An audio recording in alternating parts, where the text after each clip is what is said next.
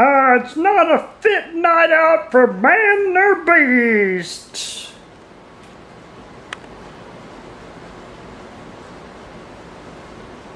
Hello, tubulators and tubulators and laborers and canabers and my Canadian neighbors. No, this is not going to be a gun video, although I'm sure everybody's got a Bren gun on their kitchen table. Don't get excited. This is going to be kind of a response to, I'm going to turn this view, not that I can see the viewminder 6 feet away because I'm about half blind and can't see out of the other eye. Yeah, you might can see something. Maybe not me. Anyway, I got some mail today. Cheers. Mountain Lightning. Walmart brand. I want to sit down because my legs are iffy today. Maybe y'all cannot see me. That'd be good. Dear Harry Faber, which is a very sweet man that lives in England, in the mother country. He was doing some book reviews and stuff, and it wound me up and gave me inspiration to show a few books that I have collected over the years. I don't keep many books. When I read them, I'm done with them. And Mary Ann, my wife, when she reads them, she saves them. And she never reads them again, but she saves them. So there's 3,000 of her books over in the old house. And these was in the old house, these ones I'm going to show you. And I have probably 30 to her 3,000. But that's just the way she is, and that's just the way I am. I consider a book as education, or if it's a wordy book, it's transportation. It takes me, it's like jumping on a plane and going somewhere, because I'm automatically transported to wherever this book is, the story is from, and I really get into it. And that's one of the magical things about a book. And I used to listen. We had TV, you know, it was about this big, but we had TV. But I would turn the radio on, and I would listen to these radio programs about the Shadow, and they had one about Moby Dick and stuff. And man, they would say this stuff on the radio, and they'd go, "Oh, there she is, the big white. Hand me a harpoon." And I would be automatically on the darn boat, you know, trying to catch crappie or something, but I would be with them. It would transport me to where they was just on the radio. And that was great fun, because I've never been on a harpoon boat or nothing like that yet. Excuse me, cheers.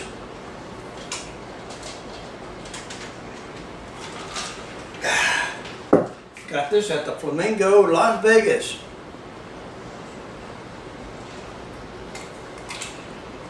Me and my first wife was there. We were waiting on getting on the bus, and somebody nicked her wallet with all her money.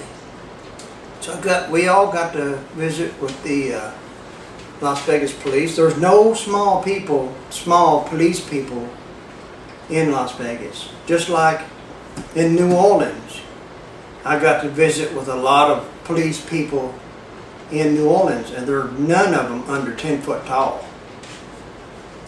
And that may be a story for another time, at least until my parole comes up. Oh, I'll show you what I got in the mail. I know you all want to get away, but hopefully y'all can see this. Can you see this? This come from our own, there's a cat in my chair. This came from our own loving Texas Viking.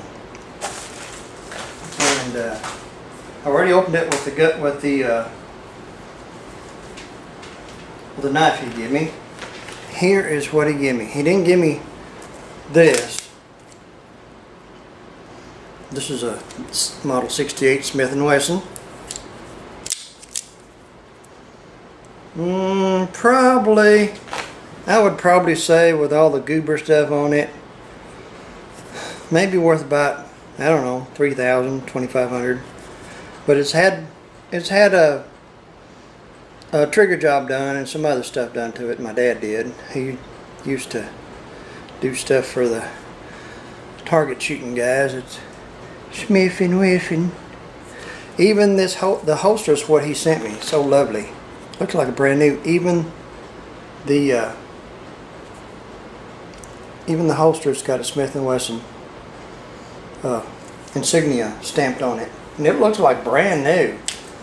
And I don't think he probably never did have a gun in it or something. I don't know. He's really easy on stuff. He don't tear stuff up like most of us do. But look at that. Look at that. Thank you, Mr. Terry. I love you. See, I told you I had something that would fit it, and it fits perfectly. Perfectly. Now, I've been in a quandary the last 2 or 3 weeks or months about maybe getting a concealed carry permit. And when I was a deputy sheriff, my sweet kitty cat, she don't care. She loves me. She likes the attention. Baby girl.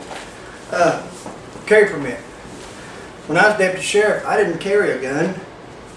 I guess I was watching too much Andy Griffith, but I didn't want to hurt nobody. And I'd rather be shot, which I can tell you, when you're shot, it's not like on TV. It's like being poked with the hottest poker that you can, excuse me, thank you. Being shot is like being stabbed with the hottest poker. You know, not poker cards. That you can, it burns inside and outside. It's just a big burn. Anyway, we'll go somewhere else on that. But I've been thinking about maybe getting a carry permit just because when I go up to my daddy, I'm usually got guns and stuff in the truck. And they're not loaded or nothing. But I don't know, these policemen's people around here are getting kind of gibberish about, you know, stopping a car, and I would too. And when I did stop a car, I was kind of gibberish, but what can you do? You got to trust humans. And that's sometimes not the right thing to do, but I did. But I'm thinking about it. I don't know. I don't know. I'm still upside down on that. Okay, books. Let's show you the books that I've collected. This is probably a gift from my wife. 100 years of Ford Centennial Celebration. And it's still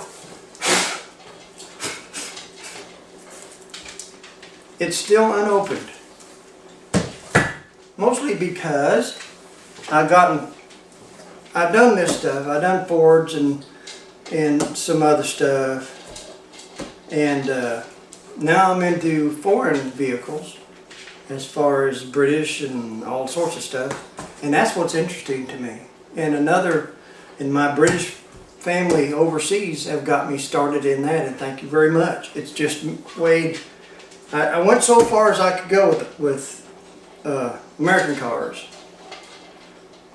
And now I have a new life with European cars and stuff. So, and that's my main interest, is cars. This stuff here is, my dad's been a gunsmith all my life. He said that I cut my teeth on a Ruger 357. And I don't doubt it that he had that gun in my crib. Well, not a crib, I had a dresser drawer growing up. We were not very wealthy, we were very poor. And my crib was actually a dresser drawer. Put it on 2 things. And I was very proud of my upbringing. That I would have lived over it. Never had a crib. I don't know if any of my brother or sister had a crib. Maybe they did. They look cute in it. But I am devising. Okay, this is the thing. That's why I didn't look at this Ford one, because been there, done that. People can be really cruel. I know this is a shock to you, but me being a little bit different, boy, this stuff is all, if you don't live in a house, this other house is just going down. And it wasn't too good when we left it. And it is dusty and spidery and everything. But that's okay. It's just a stepping thing to get here. But my idol, Groucho Marx. I wanted to be like Groucho because if somebody would start to be mean to him, he'd have a comeback just like that. And I practiced some of that stuff. And that's my defense. And instead of, poking them in the nose, I would use a Grouchoism on them, or I would come back with my own comeback and I would cut them down, boy.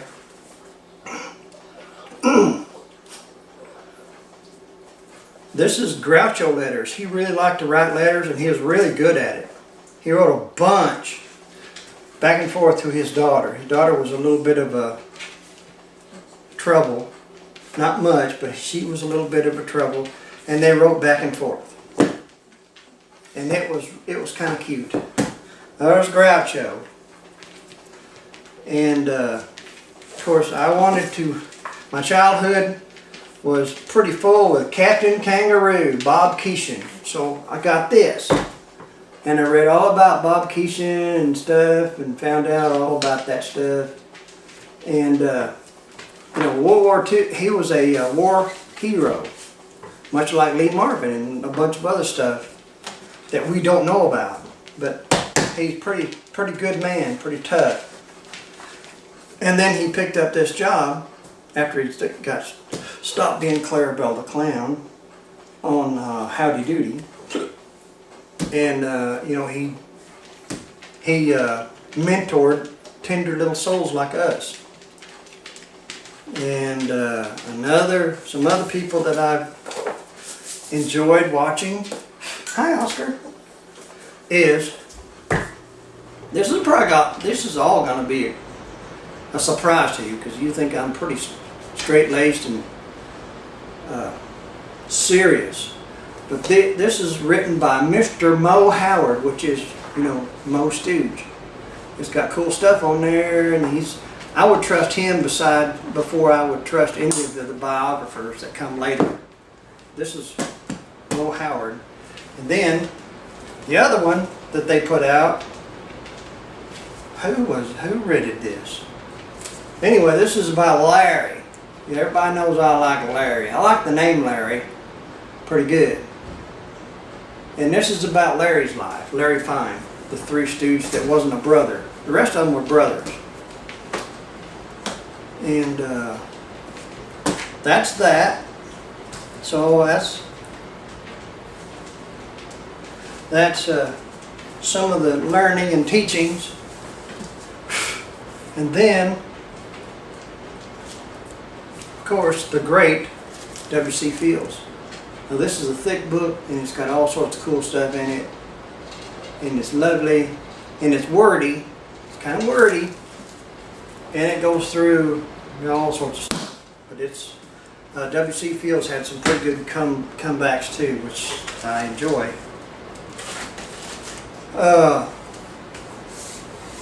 Teardrop campers. There for a while I was going to build one. Couldn't find out it's cheaper just to buy one or something. Marx Brothers. Here we go. It's one of their little books. Chico, Groucho, Cutworms, and all the rest of them. Great trucks. I've got the Crosley book, of course. It's more about his entrepreneurship and even his Cincinnati Reds and stuff. And then the cars a little bit. And then I got excited about watching British TV shows, which I was always excited about everything British. And I got into what is it now? It's Last of the Summer Wine, which comes over on our public channel, or did, if we ever get our satellite done. And I got interested in that, and I've been watching them. And so I had to get the books of all the people that played in it. Kathy Staffs, she played in it. Peter Salas, sadly he just died. Of course, she's dead too now. She quit living. That's what happened.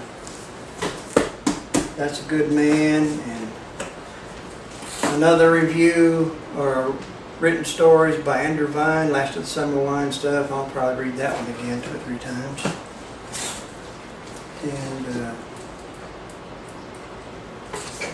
And when I got these grandchildren, I wanted to learn how to be a grandpa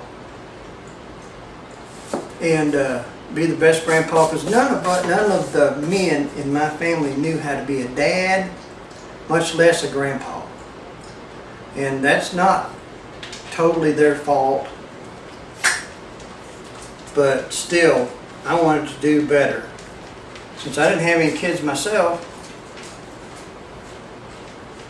I wanted to do what I could. And this has got stuff like love and trust in the space between what's said and what's heard in our lives can make all the difference in this world. Stuff like that. This is the world according to Mr. Rogers. Mr. Rogers he's dead because he quit living. A very nice guy. And I think he was a minister too. And I got some stuff on how to, and this is what I got. Look at here. Speaking of Harry Faber, he sent me this, and I've read it cover to cover. I just can't figure out how to do the clutch and the gas pedal backwards, but I think I could steer over there if I ever get over there. Hi, Oscar. Where's the cat at? But this has got some really neat stuff. And it's written in English because it's got some English words that we don't use that we should use. But anyway, it's cool stuff. Thank you very much again, Mr. Harry Faber. Apocalypse Meow is a comic book about Vietnam, and only I think this has got language in it. That's why I didn't finish reading it. It's got rabbits as the grunts, and it's got bears as the Vietnamese, and cats and stuff. Anyway, it's very strange. Mr. Rogers, speaking of parenting, Mr. Rogers' parenting book. Good ideas. Good ideas. And I don't know, I like I'd get the boys together, the grandkids together, and I'd show them how to tie knots and stuff. And things that I had to learn on my own the hard way. There's some more books in here, but I think this is 100 years old, 100 pages long. And I've got lots of war books. I've got that up front with Bill Malden. Look up Bill Malden. He was there and he done it. And he was dust. Somebody bent that page over. But anyway, he had a couple characters, and he would do cartoons for Stars and Stripes. And I'm trying to pick out a good one here, one that's big. And maybe you can see that. If you can remember that, Bill Malden done it, and he survived the war, World War II. And there's lots of stuff in here about, what the truth is about that stuff. It's just horrible.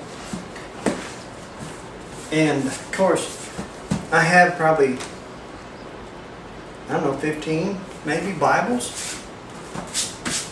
That's a shame, but my study Bible's in there. by my bed. But I got the companion Bible, and this is something that I've got, and I've cracked it open a time or two. This is the Holy Bible, translated from Latin Vulgate, with annotation, references, and historical and chronological tables. It's got the Old Testament and the Confraternity version of the New Testament.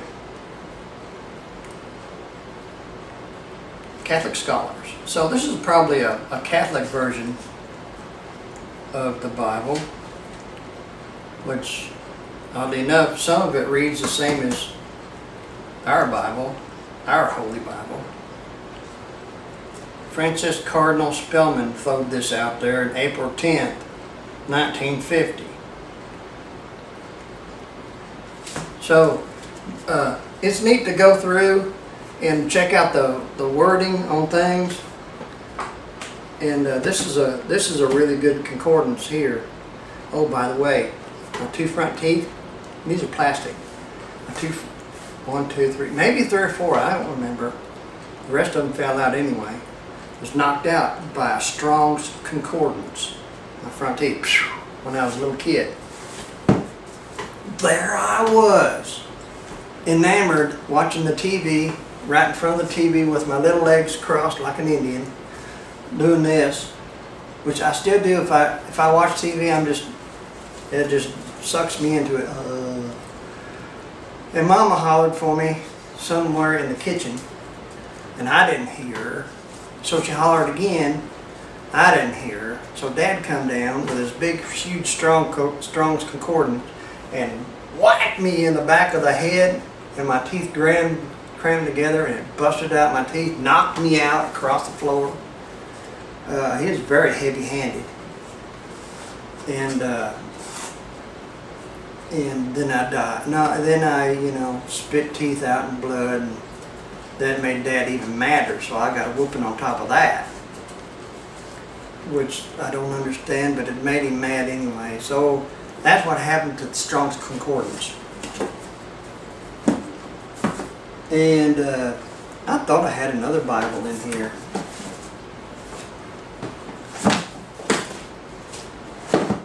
I started when I got my wife. She's Catholic, of course, and I was growing up Baptist, Southern Baptist, Missionary Baptist, whatever my dad's church was. He had several churches during my growing up days.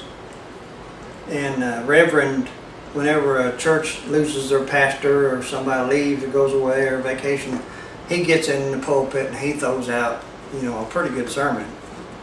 Still yet. And I had a bunch of stuff like that. But anyway, it's time to hush. I got more books here. Car books, Mr. Science Theater books, Friends. I got a book the other day on the Isle of Man. And that was a curiosity of me. Isle of Man, what's an Isle of Man? Well, it's an island, and it's got man on it, and women's.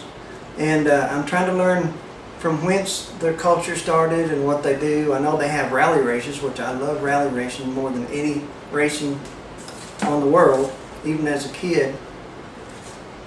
But I've got to dive into the Isle of Man. Anybody else knows anything about it, chime in, please. So we're going to go. Get up here. Hi, Oscar.